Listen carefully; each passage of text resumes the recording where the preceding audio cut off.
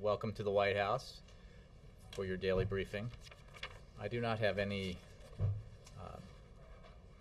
announcements to make, so I will go straight to Julie Pace. Thank you. A couple logistical questions on the State of the Union. Can you give us a sense of where the speech stands right now? Is it written? Is that something the President is going to be working on today and over the weekend? The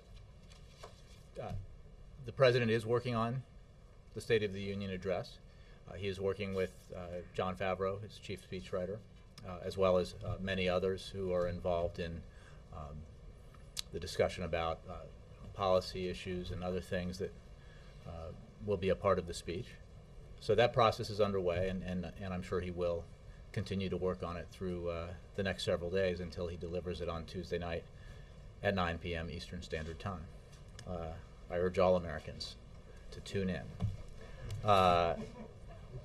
And if they don't tune in on their old-fashioned televisions, they should go to www.whitehouse.gov/SOTU, where we will have enhanced, essentially an enhanced version of the speech. It will be live streamed, but there will be graphics and other details that are occurring live and appearing with the speech that will give viewers who watch it on whitehouse.gov even more information. After that, there'll be a live stream discussion with a panel discussion featuring senior administration officials and a live audience taking questions from Twitter, Facebook, and Google+. So we're very excited about all the ways that we're trying to provide access to the President's State of the Union address. It's a terrific opportunity for the President to describe his vision for where he believes this country needs to go for its economy, as well as for its security. So he's looking forward to it and working on his speech. Radio's a good option too. And I know you haven't Tune wanted in to. on the radio. I know you haven't wanted to preview the content of the speech, but should we be expecting to hear anything from the White House on the content over the weekend, or really at any time before Tuesday night? And if the AP hears about it, can we? Can everybody else get a piece of that action?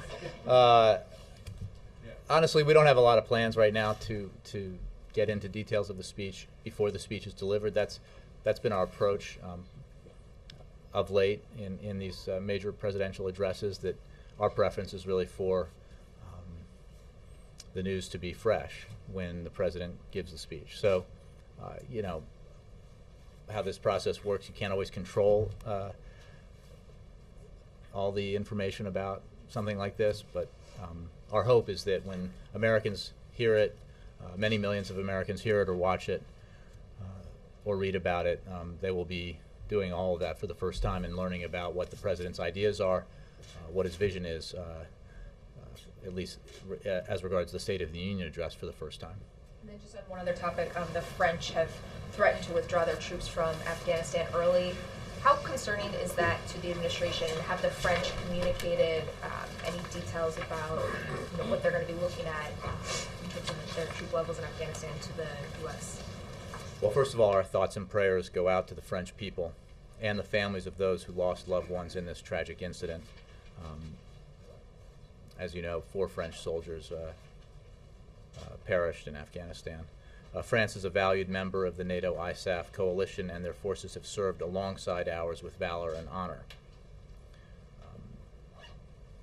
We are in regular consultation with all of our ISAF coalition partners. I don't have anything specific to report to you about those communications with France, except to say that it's a very tight coalition, and communication is regular and frequent. But is it concerning that a key U.S. ally in Afghanistan would be discussing Well, pulling its troops out early? The fact of the matter is, as I've said, France has been an excellent and valued member of the NATO ISAF team. I don't want to get ahead of any discussions or decision that France might make with regard to its presence as part of that coalition. Well, we believe the mission in Afghanistan is very important. The coalition is very important. The President laid out an Afghanistan strategy that he has been executing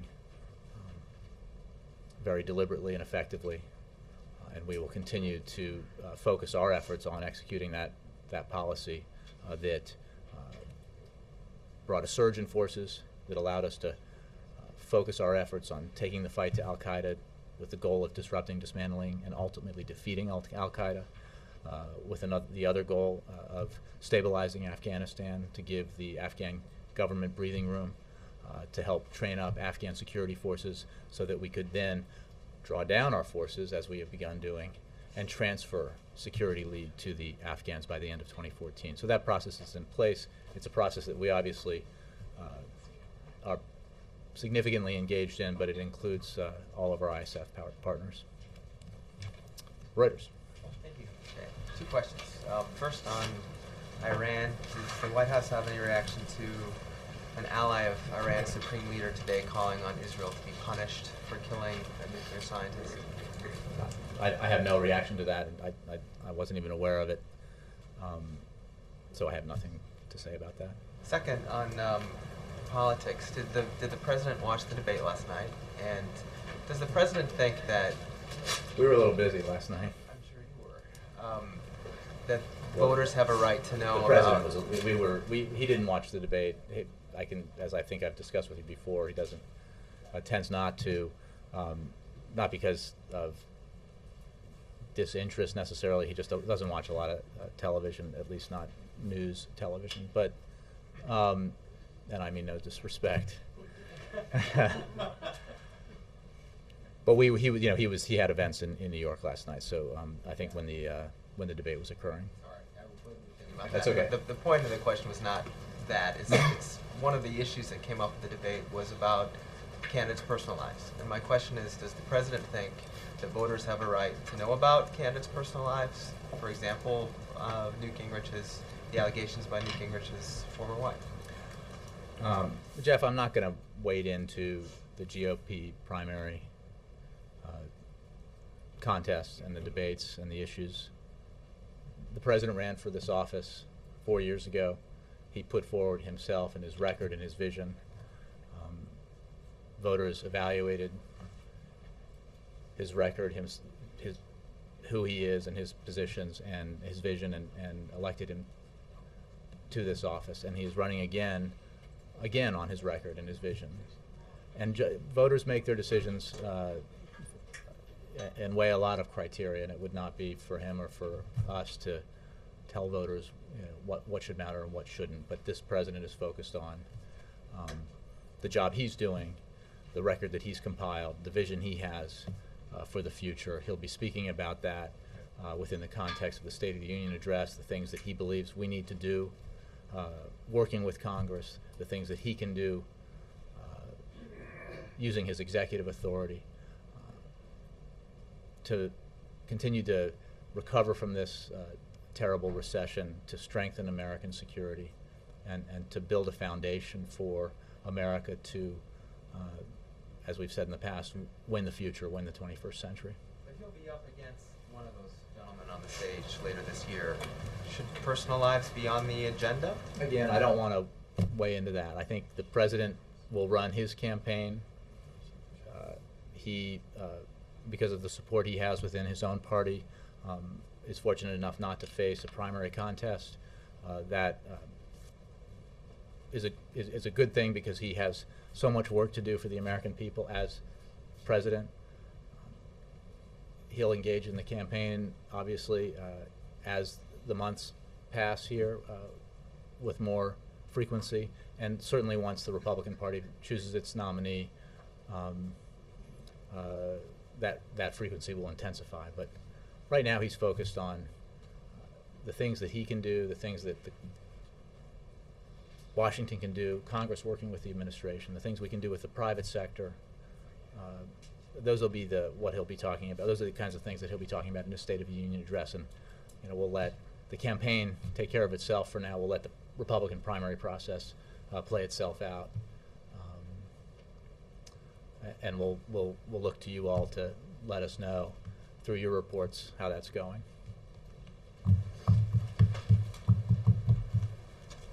Who's it going to be? Mark. A follow-up on the debate. Does the president feel at any time that these Republicans have had 16 occasions to take their views to the American people? Does he feel left out of it? Does he feel that, gee, I really would have liked to have responded to that comment there or another one? Or is he content getting his message through the way he's doing it? Well, he hadn't been invited to these debates. We're inviting. I think the President Obama understands well what this process is like, how challenging it is, what it's like to engage in debate after debate after debate, as we've seen in the Republican Party process, and he recognizes that that's a process for each party to engage in, as it allows folks across the country in these states that are participating early on to make key decisions about who should be that party's nominee. I certainly think he feels that he has ample opportunity to engage with the public, to convey what his views are about what policies we should be pursuing, what his views are about the future of the country, and his incredible confidence in America and its the role it's going to play as, again, the indispensable nation in the 21st century. So there will be debates. He will be, I'm sure, engaged in debates with the Republican nominee, and that will afford him the opportunity to discuss the issues in a point-counterpoint way. For now, he's going to focus on his job, which is to be president, to do the things he can do, because as he's pointed out, and American presidential campaigns take a long time, and we can judge whether that's a good thing or a bad thing, but we have 10 more months almost before Election Day. That's a lot of time, and we should not use all of that time simply to campaign. We should. This president believes very strongly that he will use that time, that he should use that time, and that the American people expect him to use that time to govern, to try to move the ball down the field, if you will, in terms of growing our economy and creating jobs. That's going to be his primary focus in the months ahead. But he must be aware that everything he does is seen through a spectrum of politics in this year, right? Well, certainly that is a part of this process, and it's partly because, and this is not a judgment but an observation, that the media, because of the importance and the duration of the presidential campaign, tends to, in an election year, view everything that a president or members of Congress a member of Congress does through the prism of politics, but he's going to focus what he does on the policy proposals that he can pursue, that he can work with Congress on. We need to, as has been discussed, extend this payroll tax cut to 160 million Americans for the duration of the calendar year. We need to extend unemployment insurance. There are just many things, and you'll hear more about them on Tuesday night, many things that we can and should and must do that aren't about an election campaign. So he looks forward to fulfilling those responsibilities. I mean, that's why you run, after all. That's why he's here. And that's why every individual who has found himself in the Oval Office sought that job to begin with, to pursue a vision and policy goals, and nobody, I don't think, and I certainly know this president didn't run for this office so that he could run again. He ran for this office so he could be president and do the things he can do to help the country, to help the American people, to grow the economy, to, in the case that he found when he took office, to help stave off a Great Depression, to save an automobile industry that was on the brink of extinction in America, to pass historic health care reform, a culmination of a 100-year effort to do that, to rebalance and refocus our foreign policy and national security policy so that we took the fight to the enemy that attacked the United States on September 11th, 2001, so that to end the war in Iraq, as he promised, in a way that's responsible, to reassert ourselves in the Pacific region because of the neglect that our foreign policy had experienced while it was preoccupied with Iraq and other issues. So that's why he ran. That has the great opportunity the American people gave him to put his proposals and promises to the test, and that's what he's been doing, and he's going to continue to do that throughout this year. Jay, can I follow on that? Sure. Please, thank you. You just said there that he's going to use this time, the American people want him to use this time to govern. And yet last night, he had 4 fundraisers in New York. He had 6, I think, last week in D.C. and Chicago. His first TV ads, $1 million ad buy, came out yesterday. So how can you continue to present this image that he's just focused on governing and the campaign is a small part when he's holding fundraisers left and right? Well, Ed, I never said he wasn't participating in. We've been very clear about. We actually bring the press into these fundraisers about the fact in these campaign events, virtually all, any event where there's a remarks given. I mean, that's the nature of the campaign. But he has the good fortune of not facing a primary challenge, not having a primary contest. He is that allows him to spend even more of his time doing the job that he was elected to do. So the point is, I'm not saying that, but can't you also admit that he's spending a significant amount of his time campaigning and raising money? Ed, you seem to want to have make an issue of the fact that we state forthrightly that he has campaign events. As a portion of his time, it is still relatively small. And that's in part because he has no primary contest. But it's also because that's what he was elected to do. He was elected to be president. And there will certainly come a time, and it will increase gradually as the year goes on, where he engages in more campaign activity. But certainly relative to the would-be nominees on the Republican Party right now, it's a very small portion of his time, and that's a good thing, because that means he can focus on being president and governing, but he is fully prepared and looking forward to the opportunity to presenting himself again before the American people, to presenting his vision for the country, his ideas for where we need to go, putting forward his record of rescuing us from a potential Great Depression, of saving the automobile industry, of passing health care reform, of taking the fight successfully to Al-Qaeda, and all the other things that have been accomplished in these 3 years, and presenting it to the American people, and having a debate about it with his opponent. But that time has not come.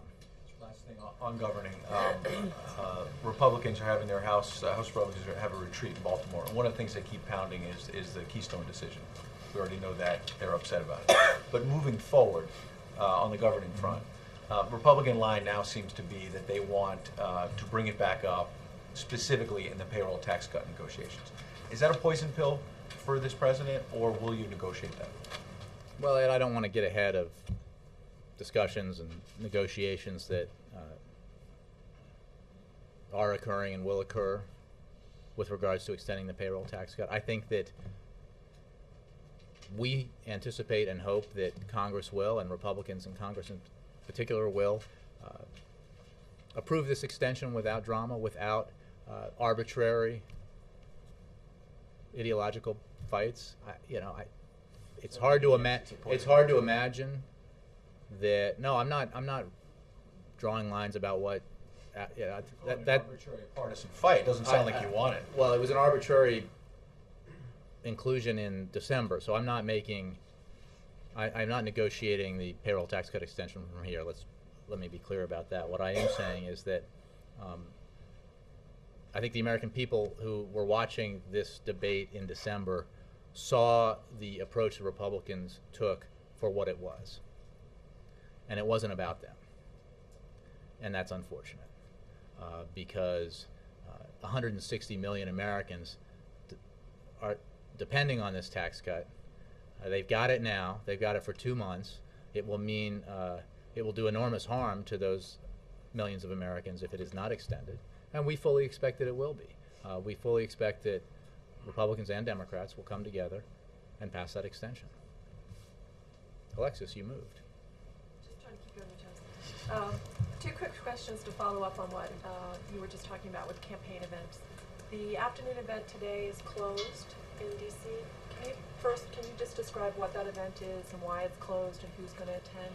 I'll have to get details for you, but as is the case, and I just mentioned this to Ed, that we provide, I think, pretty extraordinary access to the president's campaign events when there are no formal remarks given. I think that's when the events are closed press.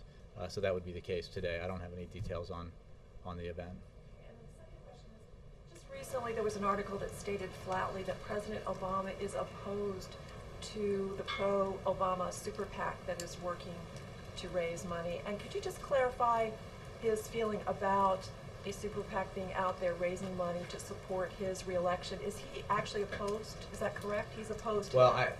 I'm not familiar with the article, or I don't remember the article that you're referring to. I think our position on Citizens United is pretty clear. The president's position on Citizens United is very clear.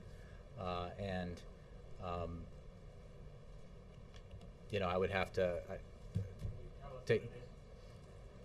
We oppose the decision. We believe it's not healthy for the system. I think you know that, but thanks for asking.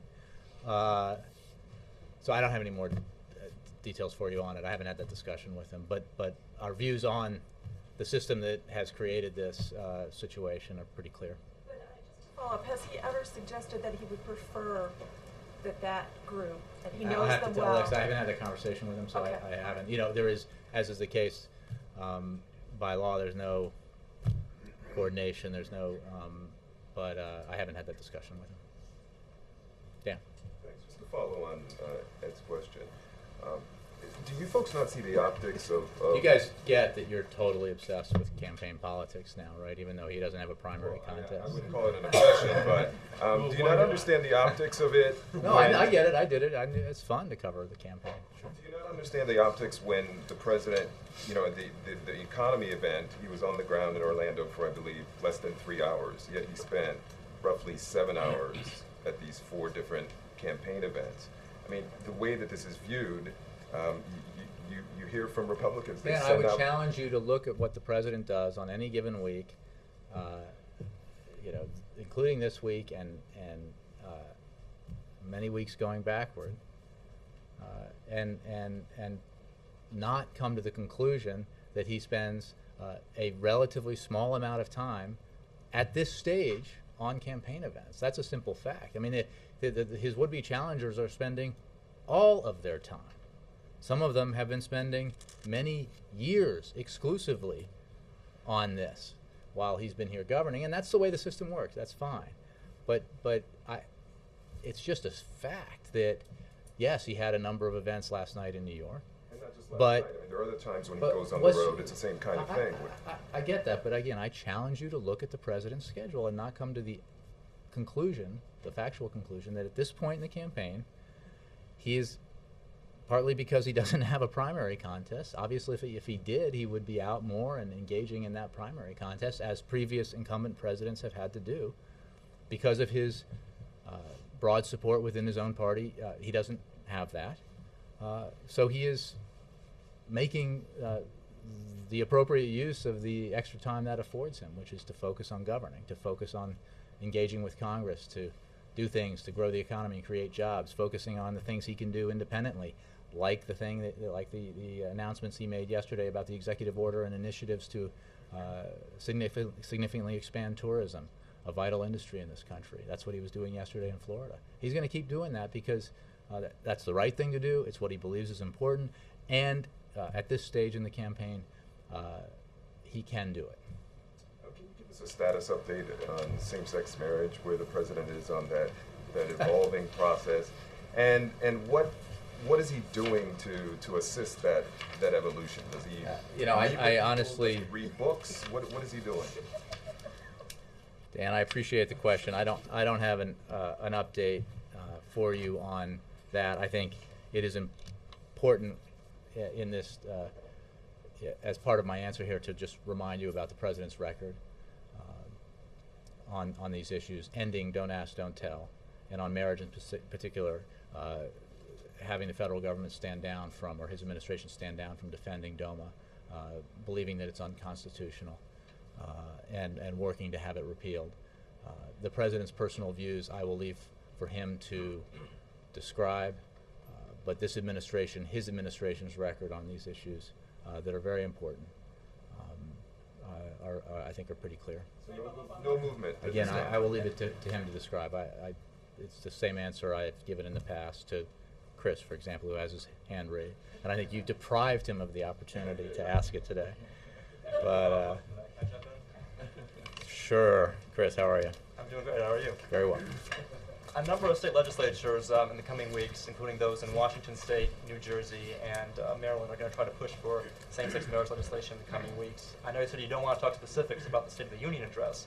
I'm just wondering if you could rule out the possibility of the president completing his evolution and endorsing marriage equality next week.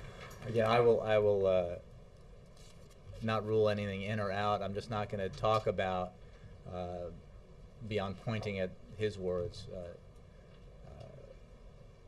his personal views on this. I think his administration's policies on related issues are there for people to judge. Mr. Curley, I did watch the debate last night. how was that? They painted a picture of America. I heard it was pretty entertaining. At times, I think. followed it a bit on Twitter in between events as a casual observer. So one could, after watching that debate, have a view of America. What is the State of the Union today? Well, I think you should stay tuned to hear the president deliver an address to the nation from Congress at 9 p.m. on Tuesday evening. The president believes that this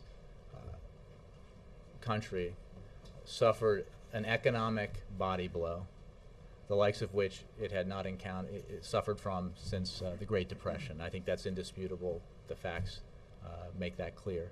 And I think that any discussion with any American who's been affected by the Great Recession would reaffirm that. What is also true is that because of who we are as a country, the fact that we always get up when we're knocked down, because we have the best workers, the smartest workers in the world, and because of the measures that this president, working with Congress, took to halt an economic collapse and to reverse it, this country is stronger now than it was when he took office, both economically and in terms of its national security. On national security. The president said last night, you use it again today, that he has restored the United States as the sole indispensable power in the world. The United States was not that 4 years ago? What I think is indisputable, and I would refer you to the reports that you and your colleagues made regularly at the time, is that the United States, prior to President Obama taking office, was viewed very differently than it is now by allies and partners around the world. I think, as I've noted, Iran is a very good example of an approach at this, an issue to which this president's approach has changed that dynamic in a way that has allowed the United States to lead, not just unilaterally, but to lead other nations towards historic and unprecedented sanctions and pressure on Iran, so that it is now clear to the world that the issue is not, the problem here is not the United States, it is Iran and Iranian behavior. And that was not the way the world unfortunately viewed it back in 2008. he has, through ending torture, I believe, he believes, done something that was absolutely the right thing to do and improved the way the United States is viewed around the world. Because we are not only strong, but we have incredibly strong values, and we conduct ourselves accordingly. So I think that's the context in which he was speaking. He looks forward, as I think he said in a recent interview, to having a debate about foreign policy as well as domestic policy when the time comes. I was looking to Ed, but he's stepped away. And he'll have that debate. Kristen. Thank you, Jay. Going back to the topic of national security, yesterday, as you know, we just commented on, the president announced that he wants to speed up the tourist visa process in certain countries, as well as expand the global entry program. But what kinds of measures are in place to make sure that this process doesn't compromise national security in any way? Well, I think we provided a lot of information about that yesterday, Kristen, and what absolutely remains as true today as it was prior to this week and this announcement by the president is that our security remains our #1 priority. What the president directed through the initiatives that he announced yesterday was for various agencies to take steps to streamline visa applications in certain cases in certain countries, to take other measures to make it easier for tourists to visit the United States and enjoy what this great country has to offer, and to, by doing so, help create American jobs. But all of that is done with an absolute eye to the paramount concern, which is security. And I would refer you for details to the Departments of State and Homeland Security. And Jay, on Syria, one activist in Syria was quoted in a newspaper saying, until now, there's not a civil war, but if the international community continues like this, just watching and doing nothing, there will be. What's your reaction to those words and just this steady drumbeat of people calling for sort of a Libya-like intervention? Is that making the administration reassess its stance right now? Well, I would make 2 points. One, the international community is not standing by. The international community has, with American leadership, taken action to pressure and isolate Syria, and that is having an obvious effect as the Assad regime loses control of the country. But it's not the same type of intervention that we had in Libya. Well, it's not the same situation. As we've said all along, each country affected by the so-called Arab Spring is different, and circumstances are different in each country, and circumstances are different with regards to how the region views these developments. So there is not a one-size-fits-all approach here. What I can tell you is that Assad's fall is inevitable. It is clear that his regime is no longer, as I said, in full control of the country, and that it is only taking Syria toward a dangerous end. There have been defections of senior military officials and a parliamentary representative recently, and those are just additional data points that demonstrate the momentum and how it continues against Assad and his regime. We stand with the Syrians who want to have a transition in their country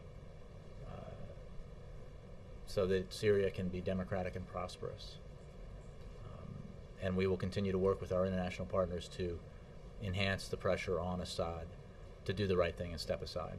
If I could try just one more on the State of the Union. I know you can't preview specifically what's going to be in it, but to what extent will it include different ideas or themes than those that we heard during the President's speech in Osawatomie, Kansas? Well, I think there will be thematic consistency between not just what the President said in Osawatomie, but what he has been saying since he began his campaign for this office back in 2007. But there will be news in the speech. There will be new ideas. And going to, I think, Julie's question to start off the briefing, we are hoping that those will be, the newness of those ideas will be preserved for him to announce them. How about some kind of framework? Look, the president is keenly focused, as you know, on doing everything he can to ensure that every American gets a fair shake and a fair shot, that we rebuild this economy in a way that ensures that everyone plays by the same rules, so that opportunity is available to everyone, that Wall Street, for example, plays by the same rules as Main Street, and that we grow as a nation together, that we expand access to the middle class and expand security for those who are already in the middle class. That dynamic that has existed now for, by some measures, 30 years, and certainly intensively for the decade before this president took office, has to be broken. The middle class has been under intense pressure in that decade prior to President Obama taking office. Middle class incomes stagnated or declined. And at the same time, the wealthiest 1 or 2% of the country saw their incomes expand greatly, and their share of the nation's wealth share greatly. And the president's view on this is not. It's about, we need to, as a country, to ensure that we are the most powerful economy, the most innovative and sophisticated, the job creating engine that this economy needs to be. We need to make some very important investments in education, in infrastructure, in research and development. And in order to do that, we need to make sure that everyone pays their fair share. And that goes to, I believe, the point about the theme, one of the themes from the president's speech in Osawatomie. And you will have, as you have heard since that speech, and certainly predating it, but since that speech, you'll continue to hear that theme. Roger. Thank you, Jay. Online piracy bills up in the Hill were put off and votes were postponed for today until there can be some consensus. Christopher Dodd in a New York Times piece yesterday was suggesting that perhaps the White House should hold a summit to bridge the gaps and so forth. What does the White House think of holding a summit on online piracy? Well, I think that we made our principles clear about these issues over the weekend and this week. We believe that online piracy is an important issue and a problem that needs to be addressed. And we believe that there's a legislative solution to that Congress can find. And it's important for both sides on this issue to come together and work out that solution that both deals with online piracy and continues to ensure a free and open internet, and we think that's possible. So we call on and are encouraged by indications that that others believe this should happen too. That the stakeholders in this issue, who have on all sides very legitimate concerns, work together to find what we believe is a legislative compromise. But everybody has to be in on it for it to work and get through Congress. Could that be aided by a summit? Well, I think it can be, we have laid out our principles, which we hope will be looked to as a guide for that process. But I think this is a legislative process that folks on the Hill can take up, working with those with strong opinions on both sides of the issue. If I may, one other question on the foreign affairs front. Mm-hmm. Can you talk about the reports about Brennan helping look for a place outside of Yemen for Saleh? No, I'm not aware of that. Our view of this issue and hasn't changed. We remain focused on achieving a peaceful political transition and helping the Yemenis hold a presidential election in February that will begin a new chapter in that country's history. Most of the questions I get about this are in terms of Saleh's visa application. There have been no changes in that, but I have no information or no knowledge about that question that you asked. Mr. Wolf. And then Ann. Thanks, Jay. You mentioned before use of executive authority in the context of the State of the Union speech next week. Last year was his first speaking to a partially Republican Congress. This year he's got a partially Republican Congress in an election year. He can't be expecting much in the way of legislation. Will he sort of talk about, if you won't work with me, we're going to keep doing this alone? Will he mention that we can't wait, campaign anytime?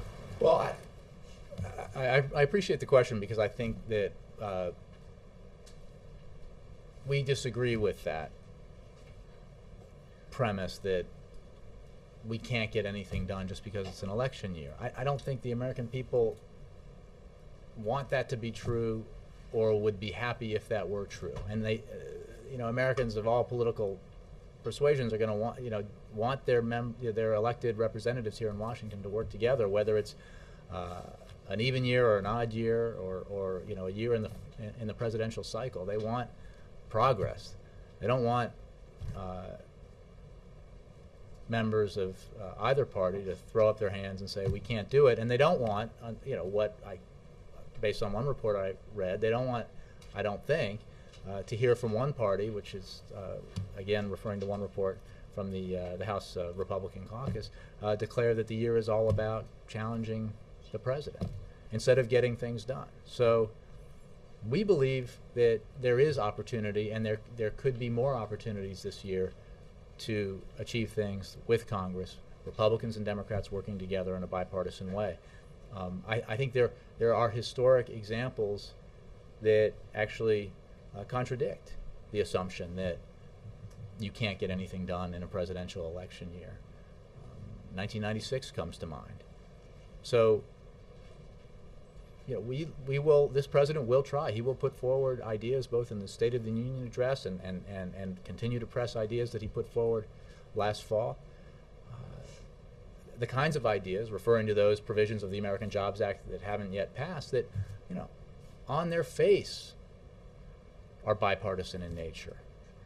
Their pedigree is bipartisan in nature, and they should enjoy bipartisan support.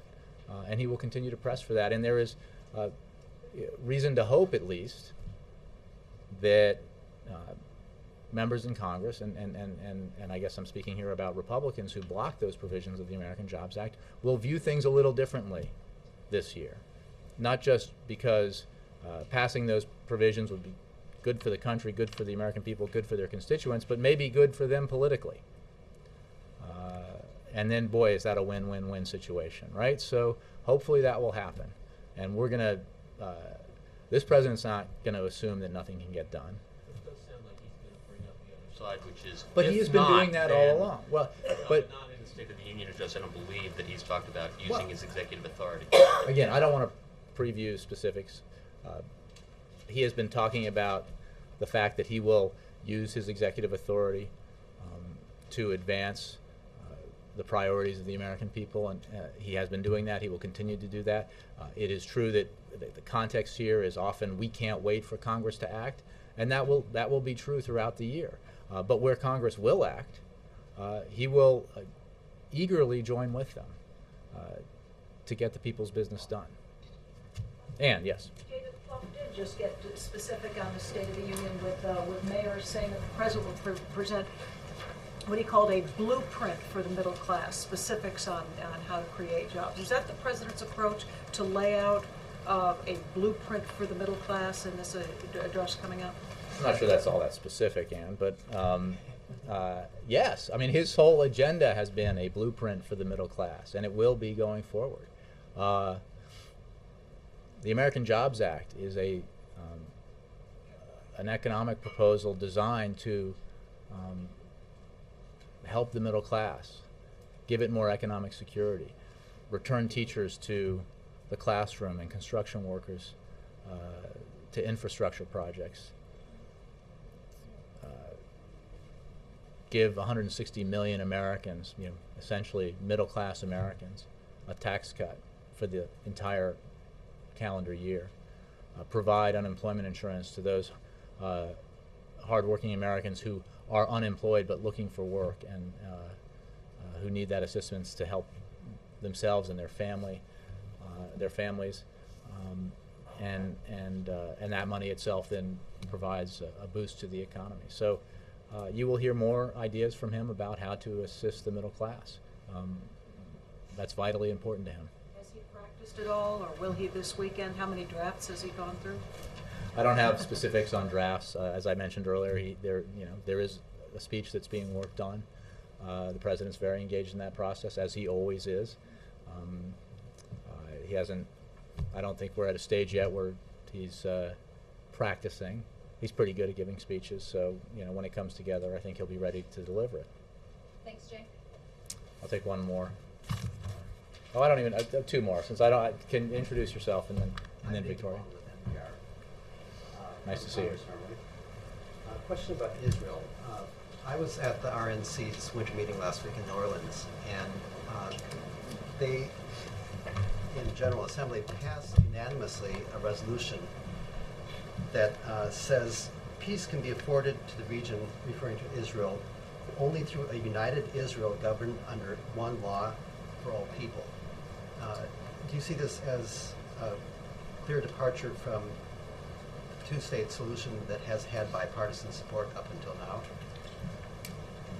I'm afraid I'm not familiar with that, so I wouldn't want to venture too far into analyzing what it means within the context of an approach that both sides in the Middle East peace process believe is the right approach to the Middle East peace process. So this president's position, in keeping with his predecessors, his recent predecessors, is that the way to achieve a two-state solution, which both parties want, is through face-to-face negotiations. And we commend the Jordanians, the King of Jordan in particular, for overseeing the resumption of talks. This is a very challenging issue. If it weren't, it would have been resolved probably a long time ago. This president's committed to continuing to work on it, and he certainly believes that it is profoundly in the interests of both the Palestinians and the Israelis to achieve that two-state solution that gives Palestinians sovereignty and gives Israel the secure Jewish state that they need and deserve. So that's the purpose of pursuing the two-state solution, and that's the president's policy. Sorry, Victoria. Yep. On the classified coalition report on the animosity between Afghan soldiers and U.S. soldiers and coalition soldiers, there have been 26 attacks by Afghan soldiers on coalition forces in the last 4 years. Of course, as we saw, 4 French killed today. It says that these are not isolated incidents, in fact saying that any NATO pronouncement to the contrary seemed disingenuous, if not profoundly intellectually dishonest. I'm not sure. I'm not sure what you're reading. I don't know what you're reading from, so I can tell you that there is no indication that these incidents are linked or part of any larger coordinated effort, but ISAF is closely examining the incidents and has taken steps to improve the vetting process. As the NATO Secretary General pointed out in his statement on the incident, every day 130,000 ISAF troops from 50 nations fight and train with 300,000 Afghan soldiers. I think ISAF has more details, but you opened up by saying this was a classified report, and I'm not familiar with the quote you gave, and if it were in fact a classified report, I wouldn't be talking about it from here. So thank you very much. New York Times? I do read the New York Times. One day I will remember. But I have it. Schedule for the week of. But Victoria, my response to your question and to that article is what I just said. So. The schedule for the week of January 23rd, 2012 is as follows. On Monday, the President will attend meetings at the White House. He might even be putting the finishing touches on a speech. Actually, that'll probably happen Tuesday. Tuesday evening, the President will deliver his State of the Union address at 9 p.m. Eastern Standard Time. Following the President's State of the Union address, he will begin a 5-state, 3-day swing across the country. On Wednesday, He will begin his trip with an event in the Cedar Rapids area, followed by an event in the Phoenix area. He will then travel to Las Vegas, where he will spend the night. On Thursday, the President will hold events in the Las Vegas area and the Denver area before traveling to Detroit that evening, where he will spend the night. On Friday, the President will hold an event in the Detroit area before returning here to Washington, D.C. That is your week ahead. Thank you all very much.